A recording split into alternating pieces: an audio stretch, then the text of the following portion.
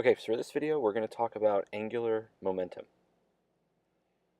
Okay, so this is just simply momentum, but for a rotational object. So if you just imagine a disk, let's say it's a flat disk, and we could put an axis of rotation through the middle of it. So this is just rotating like a CD, if you will. Okay, then that rotation has a momentum to it because if you remember, momentum was kind of a quantitative way of understanding how much a mass is moving, and so for angular, it's talking about how that rotational inertia is moving. Okay, so just understand that angular momentum is simply the momentum of a rotating object. Okay, so we define angular momentum with the variable letter L. And just like momentum, which is P equals mv, remember if I replace these with rotational analogs, then the m becomes a rotational inertia I, and the speed v becomes a rotational speed. Now it also is important to understand that angular momentum has a vector component. So by the right-hand rule, if you were to wrap your hands in a counterclockwise direction around this axis, your thumb would point up. So imagine if you were to grab that axis in the direction of the rotation, you'd wrap your fingers around counterclockwise, your thumb would point upwards. And so this object then would have an angular momentum vector that points up. Okay. Now another thing to imagine is this idea of a conservation of angular momentum. So let's look at this disk from a bird's eye view, and let's imagine that it's a solid disk. So it has an angular momentum of I times W.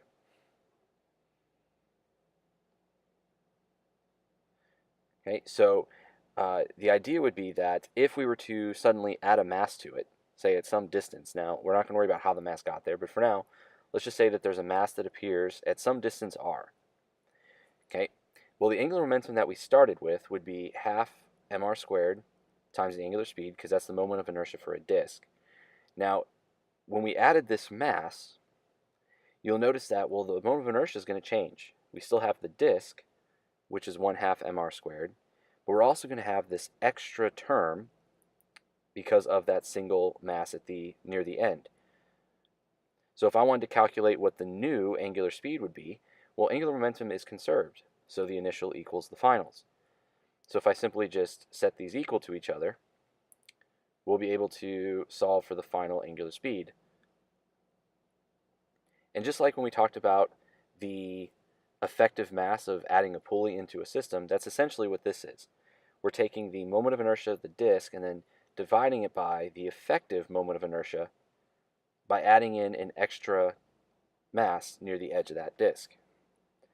But it's the same principle as it was when we did regular momentum. We're simply just turning it into a rotational form.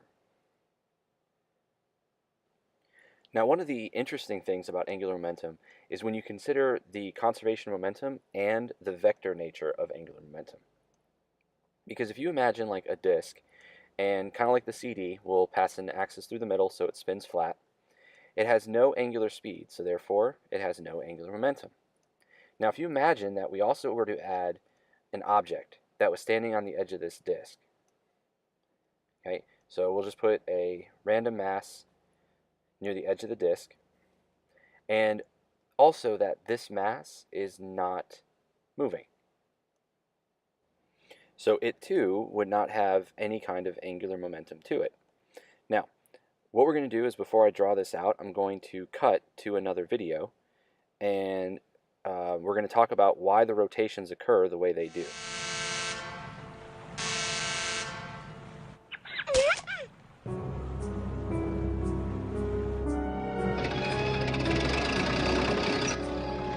Bart, do you have your slingshot? No, sir. I see it in your back pocket. Just don't stretch it out. I was once a boy, and like all boys... You like all boys? Shut up! A child is in danger under my aegis.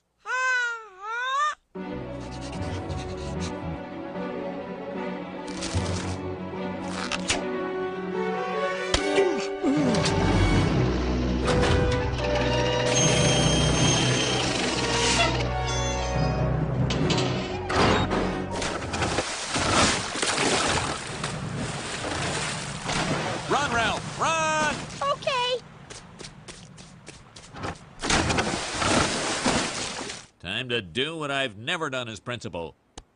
Something.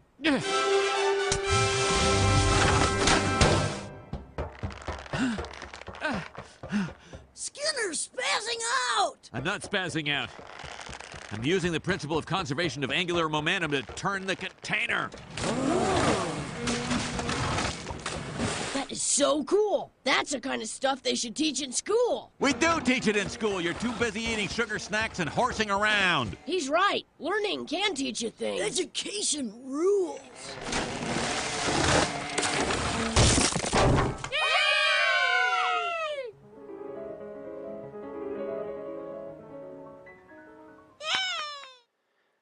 Okay, so let's talk about why that happens.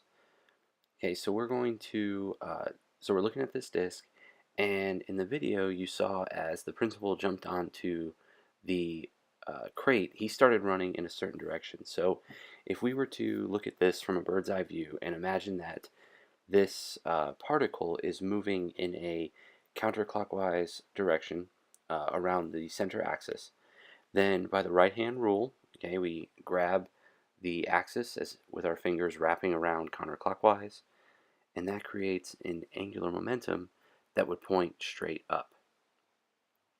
Now, the problem with that is that the total momentum before was 0. So we are creating a momentum that shouldn't have been there in the first place, and there was no external forces that created this, so momentum should be conserved.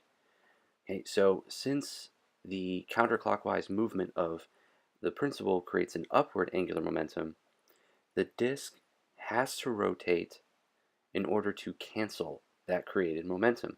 It's a lot like the recoil when a cannon fires a cannonball. So I need to create a downward angular momentum vector, which means I need the disk to rotate clockwise in order to cancel the upward momentum and keep the total momentum equal to 0. Okay, so that's an example of how to have a conservation of angular momentum problem. So if you need to, go back and watch the video, and you can map it with your fingers. As the principal moves in one direction, the crate has to turn the other way to keep the momentum, total momentum, constant. Okay, so you might ask, well, if the principal was running around that pivot point, how could he have an angular momentum if he's just a particle? So it turns out that a particle has angular momentum too. So let's just imagine an xy coordinate system, and we have a particle of mass m moving with a velocity vector v, which in turn produces the momentum vector, mass times the velocity. Now, if we're measuring this in reference to something, so let's just say we're measuring this in reference to the origin, then we can ask what the angular momentum is about the origin, okay, meaning as this particle is moving according to a line that extends to the origin. We'll call that the r vector. So it turns out then that the angular momentum vector is simply the cross product of r and p. Okay, and notice this is kind of like finding torque. It was r cross f, right? So it's kind of similar in that aspect. But the idea here is even a particle, as it's moving about an origin, creates an angular momentum. Okay, and if we want to know the magnitude of that vector, well, then it's the trick of finding magnitude of a cross product. It's the magnitude of r times the magnitude of p times the sine of the angle between them. Okay, and since the momentum vector, magnitude-wise, would just be mass times velocity, we get the expression rmv times the sine of theta. Okay, now it always helps to have a momentum vector that's perpendicular to r so that the angle is 90, and that maxes out the angular momentum that an object will have. Okay, so let's do another conservation of angular momentum problem. So let's say we start with a disk that's not rotating, and we take a piece of clay of some mass, and we're launching it with a speed or a velocity vector v. Now this is going to hit the very edge of the disk, so it's going to be a distance of the radius from the pivot. Okay, so we'll ask, well, if the clay were to stick to the disk, what will be the angular speed of the new clay disk system?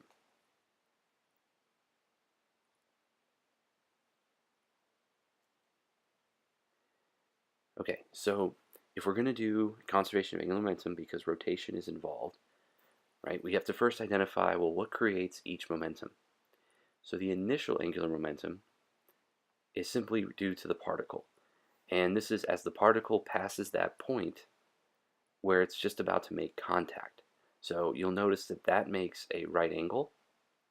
And so therefore, our angular momentum equation for a particle, the angle would be 90 degrees.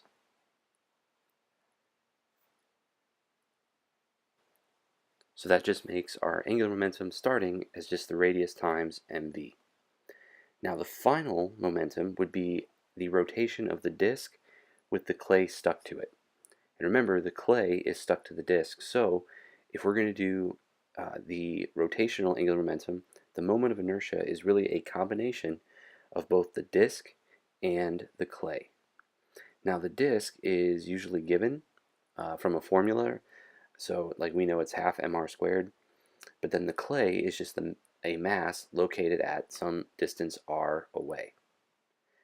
So if we put those in for I and whatever the formula for the moment of inertia for the disk would be, we would simply divide that over to the other side, and we would find that the new angular rotational speed is going to be the magnitude of the particle's angular speed, or angular momentum, RMV, divided by the total moment of inertia of the system.